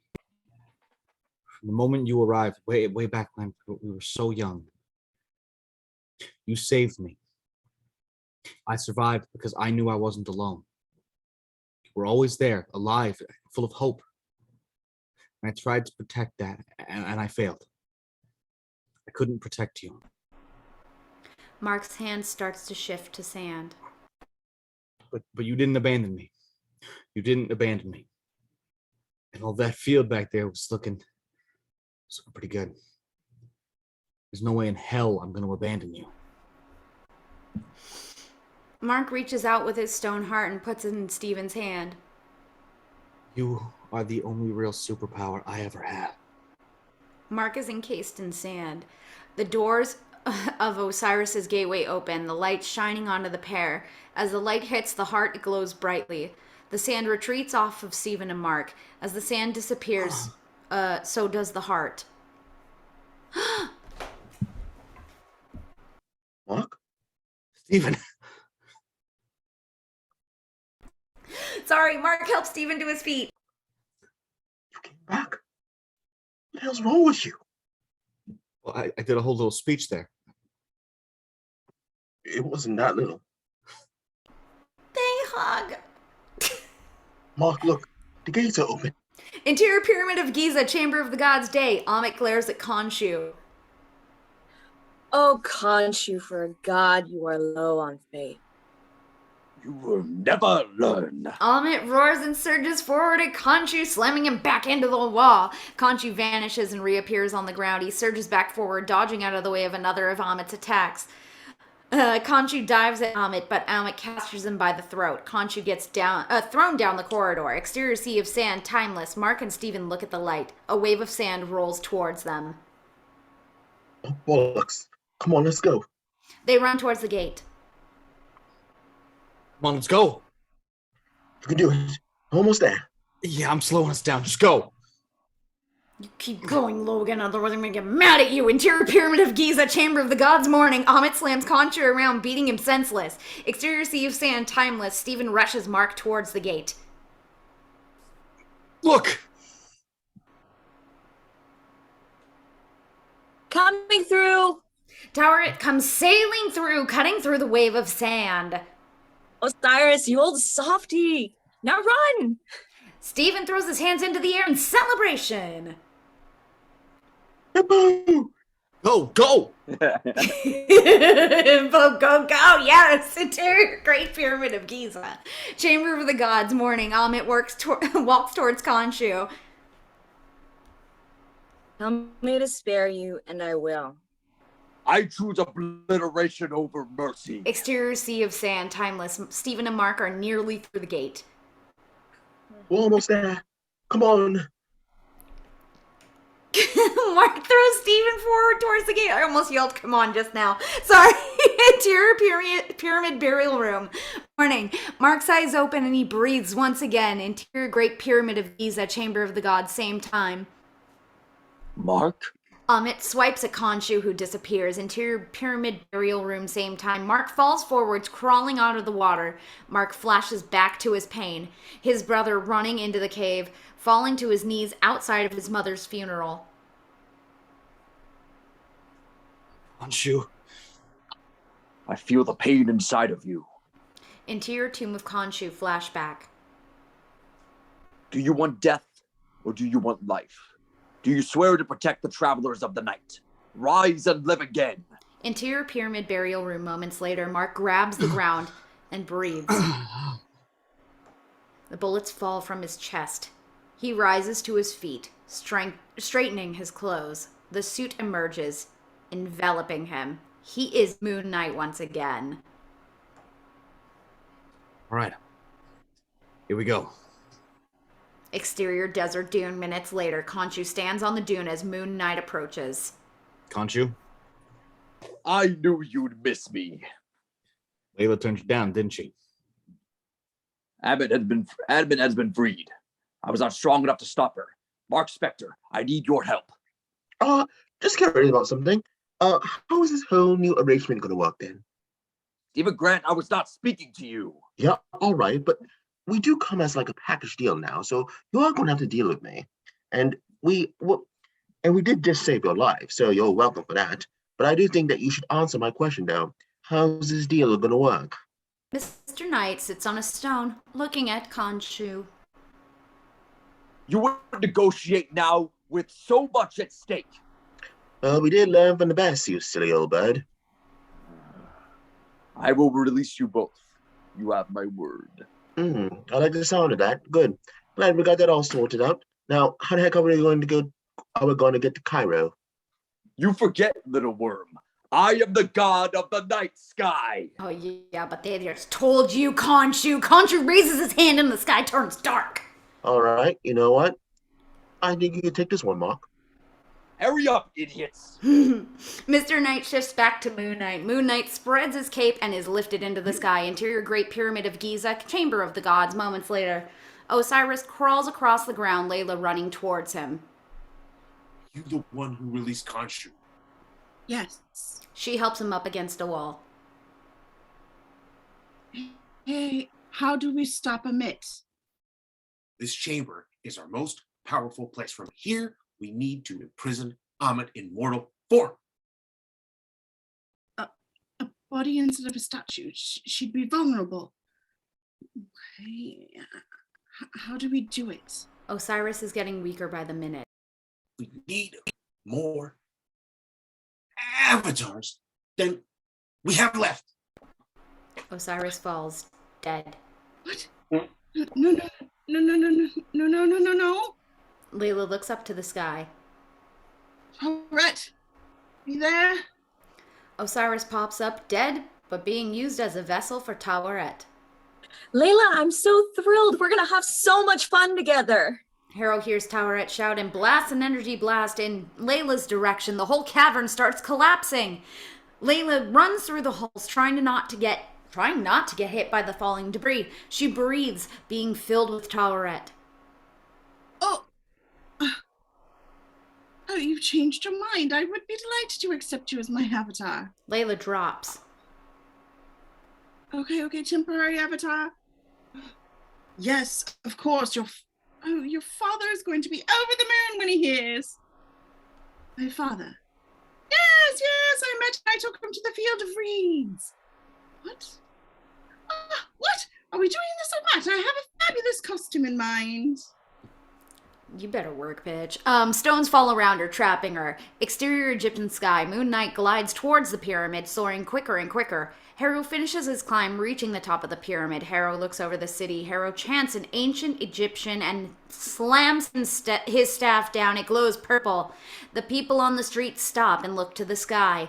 One of Harrow's disciples' eyes glow purple and his tattoo glows. D.C. Kennedy walks through the crowd. Followers of Ammit, judge everyone.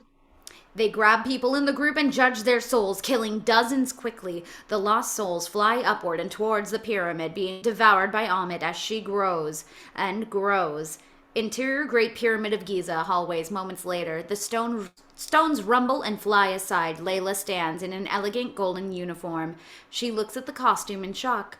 She reaches behind her back and draws two swords, wings popping out along with them. She is now the Scarlet Scarab. Exterior desert dune moments later. Moon Knight glides closer and closer. Harrow chants another spell. He turns and notices Moon Knight flying towards him. Harrow runs down the side of the pyramid as Moon Knight flies up towards him. They dive at each other and Moon Knight catches Harrow, kneeing him in the face. Ammit watches the fight, barely blocking a blow from Khonshu. Now, Moon Knight and Harrow fall through the air. Harrow pulls Moon Knight's cape, choking him. He shifts into Mr. Knight and falls faster towards the ground. He shifts back into Moon Knight, his moon cape billowing out around him. Ammit bites at Khonshu, missing him. Khonshu swings his scepter at Ammit, colliding with her gut. Ammit falls back against the pyramid. Khonshu steps forward and pins her to the pyramid by the neck. Moon Knight and Harrow fight through the air. They crash into the street with a loud bang. There is so little difference in what we want for this world. Why do this dance for the rest of our lives? You know the answer. I only punish those who have chosen evil. Ammit's tail moves behind Khonshu. So do I, only I don't give them the satisfaction of committing it. Ammit pulls his leg out from under him. Be at my side. On the street, Moon Knight struggles to his feet. Harrow hits him across the face, knocking him down. Harrow's staff glows as he prepares to strike again. But before he can, Scarlet Scarab flies in and kicks him away. Moon Knight looks up and sees her. She smiles. Layla? Harrow lines up and attacks again. She uses her wings to deflect the beam back at him, knocking him back. Moon Knight stands, his mask pulled back. Layla? Marc. They hug. Oh, baby, thank God you're okay. How did you get back? Marc switches to Steven. Wow, you look amazing. What are you wearing? I love this so much. Steven looks down the street and sees Harrow rise to his feet. His disciples move towards Steven and Layla. Khonshu gets back to his feet. Why fight knowing you will fail? Because it is my choice. Khonshu lifts his staff. The very thing you take away. He swings his staff into her mouth. Hey, I'm really jazzed about showing you these new skill sets we have. All right, show me what you've got. Yeah? Yeah. Ooh, I wish I had taken the sip of water before this. His mask slides up and Mr. Knight rushes forward. She flies forward as Mr. Knight throws himself into the crowd. He punches as two men two men square in the chest.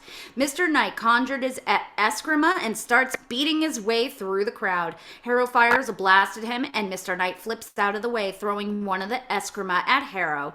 Harrow knocks it aside. It bounces off the wall and returns to Moon Knight's grip. Moon Knight uses it to finish beating a disciple. Ammit kicks at Khonshu, smacking him with her tail. Scarlet Scarab stabs through the men. Moon Knight runs over the top of a car, letting loose with two moon blades. Layla slices through more disciples. She attacks at Harrow, who blocks her with his staff. Moon Knight kicks at Harrow. Harrow is barely able to fight them both off. Moon Knight spins with his blades, getting closer and closer to Harrow. Harrow hits the ground, and the energy launches them back. Ammit slams Khonshu into the ground. Harrow grabs Scarlet Scarab by the blades and raises his staff. Mr. Knight tackles him away from her. Harrow and Mr. Knight exchange blows before Harrow throws Mr. Knight through a wall and back onto the street. A grappling hook digs into the wall next to Harrow. From out of the smoke comes Moon Knight, kicking at Harrow. Scarlet Scarab grabs Harrow's staff, holding him against a wall. Moon Knight lays into him. Scarlet Scarab misses a strike with her wings, as does Moon Knight with his blade. Moon Knight pushes Harrow across the dirt, grabbing him by his throat. Get in the van! Go inside, get in! Harrow, desperate, lets loose a blast that hits a nearby van full of people. They scream in fear. Scarlet Scarab flies over and grabs the flipping van, saving a kid from getting flattened.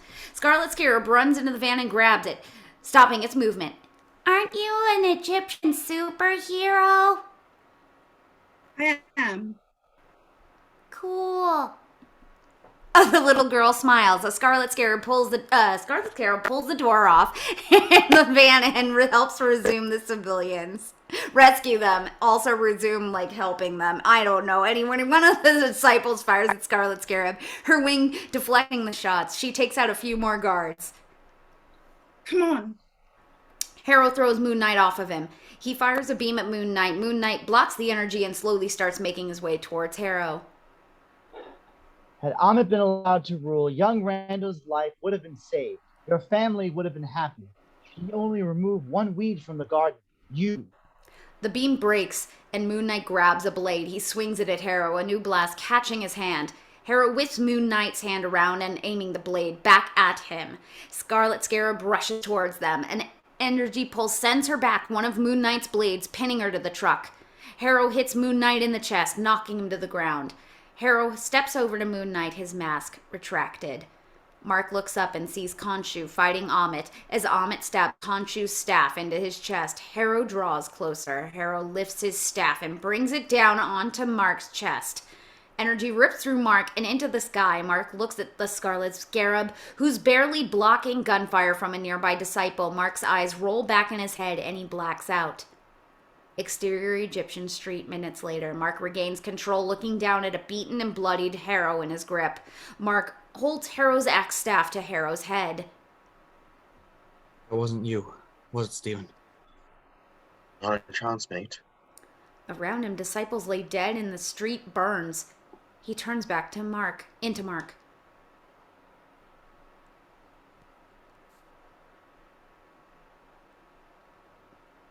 Marc. Yeah. What the hell was that? I blacked out. Ammit pulls Khonshu up, ready to strike again. Get Harrow. I know how to stop Ammit. Scarlet Scarab grabs Harrow's staff and heads off. Marc grabs Harrow.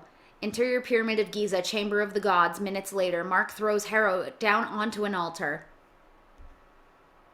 The power of this room will help us bind Ammit to Harrow's body. Harrow's hand twitches as he regains consciousness.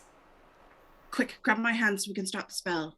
Marc and Layla take each other's hand. Marc reaches his hand out, and it's surrounded by purple energy. They both begin chanting in ancient Egyptian. The energy moves around the room, slipping through the statues of the other gods and surround Harrow. Exterior desert. The energy starts to wrap around Ammit. She angrily wraps her tail around Khonshu. We could have made this our paradise. It's too late, Ammit. You will be destroyed. She snarls in his face. Interior Great Pyramid of Giza, Chamber of the Gods. Same time, the energy reaches back to Layla and the circle is complete. Exterior desert. Ammit's foot hits the energy and she is slowly pulled apart by the energy. Interior Great Pyramid of Giza, Chamber of the Gods, same time. The purple energy of Ammit drifts through the ceiling and into Harrow's mouth, her energy filling him. You can never contain me. I'll never stop. Marc breathes deep as Khonshu shows up. Finish it, and leave neither of them alive. Marc steps up to the altar and draws a moon blade from his chest. He holds the blade at the ready, preparing to deal a death blow. While he lives, so too does she. I have to finish this. If not, I'll never be free. Marc, you have a choice. You are free. The choice is vengeance. We cannot take the chance that Ammit finds a way out. She will kill again. Marc looks back to Khonshu. Now you sound just like her. Marc drops Harrow back to the altar. You want them dead? He throws the blade to Khonshu's feet. Do it yourself. Now release us. Khonshu thinks for a beat. As you wish. Khonshu drifts into the ceiling and disappears. Marc breathes deep, the suit leaving him. It glows bright white and... Interior doctor's office later. Marc takes a deep breath and looks around Harrow's office.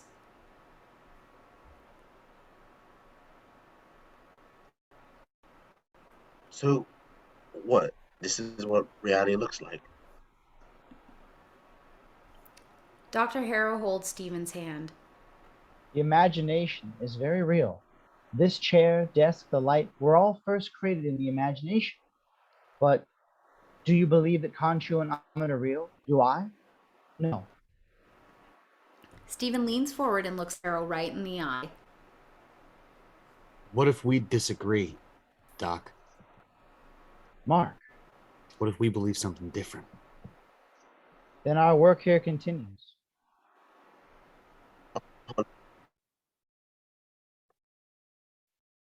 Shut the front door. Sorry. Marc looks to the ground and sees that Harrow is leaving bloody footprints. For as long as a piece of string. Hey, you see that, don't you? Oh yeah, I see it. I see it. Harrow sits in his chair and looks down, noticing the blood. Why am I bleeding? This seems to upset Harrow. Yeah, I don't think you know as much as you think you do. And while it is tempting to accept your diagnosis, Doc, We have to go save the world. Latest, Gators. I'm sorry. Steven holds out his arms and falls back. Interior Steven's apartment morning. Marc's eyes open. He sits up in Steven's bed, a little groggy. He looks around the apartment. Steven, you there? Marc looks at the fish tank, which now has 2 fish swimming in it. Can't believe it worked. Can't believe you live in this freaking mess. Marc stands and gets out of bed. He reaches the end of Steven's tether and falls flat on his face. Marc groans in pain. Interior mental hospital days later. Harrow sits in the hospital, drugged and out of it. He reaches across the tabletop and knocks over a coffee all over the table. Stand. A nurse sees this and crosses to him.